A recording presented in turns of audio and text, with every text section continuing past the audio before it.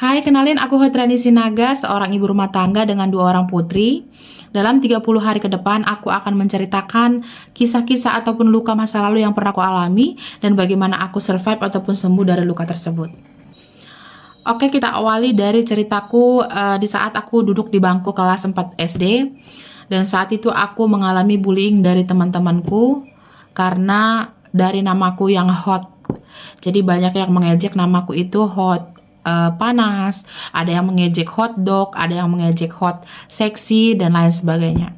Dan banyak lagi bullying-bullying yang lain yang menjadikan aku tidak memiliki teman pada saat itu. Kebetulan saya tinggal di sebuah perkampungan dan untuk bisa sampai ke sekolah itu kurang lebih sekitar 4 km. Kalau misalnya pergi ke sekolah saya biasa diantar oleh orang tua saya, dan untuk pulang saya biasa jalan sendiri karena orang tua saya bekerja di ladang gitu. Jadi waktu itu untuk jalan pulang itu saya nggak punya teman. Sementara jalannya itu kiri kanan hutan dan jurang, dan untuk jarak satu kampung ke kampung yang lain itu cukup jauh. Jadi untuk orang lewat pun itu cukup jarang gitu. Jadi untuk kelas 4 SD termasuk hal yang sangat berat bagi saya waktu itu untuk melewati hari-hari saya yang seperti itu gitu. Bullying tersebut menjadikan aku menjadi seorang yang tidak percaya diri, pendiam, tidak berani melihat keramaian, bahkan ketika keluarga datang ke rumah aku itu bersembunyi di kamar.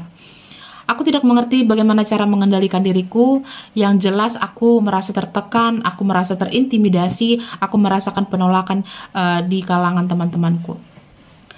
Waktu itu aku sempat marah ke orang tuaku kenapa mereka memberikan nama itu kepadaku, padahal sebenarnya kalau di dalam bahasa Batak, di dalam suku kami, hot itu artinya teguh, dan itulah tujuan orang tuaku memberikan nama tersebut. Jadi sudah sangat jelas tidak ada niat yang tidak baik dari orang tuaku kenapa mereka memberikan nama itu. Aku menjalani hari-hariku seperti itu dan aku merasa tersiksa dan tertekan.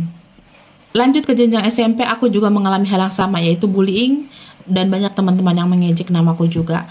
Jadi itu berlangsung dari SD sampai SMP, dan aku merasa sudah sangat tidak tahan dengan semuanya. Tamat SMP, aku memilih melanjutkan SMA ke kota Medan dengan niat untuk menghindari orang-orang yang membuliku. Ternyata menghindar bukanlah solusi, karena dimanapun kita berada akan ada aja orang-orang yang suka menjatuhkan kita. Nah, aku menjalani SMA dan ada aja orang yang tetap membuli.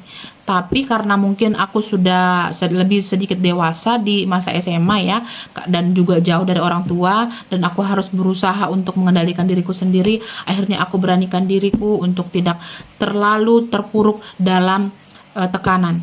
Waktu itu setelah tamat SMA aku bekerja di sebuah perusahaan pembiayaan sebagai marketing, dan seperti yang kita tahu sebagai marketing itu harus jago ngomong ya, supaya closingannya banyak gitu kan.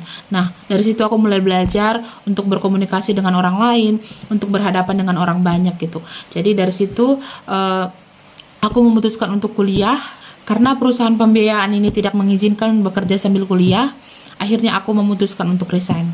Aku mencari kembali pekerjaan yang lain, dan akhirnya aku menemukan satu kursus yang dimana aku bisa mengajar bahasa Inggris di sana. Waktu itu aku mengajar bahasa Inggris, dan ketika aku sudah mendapatkan pekerjaan di kursus ini, aku memutuskan untuk kuliah.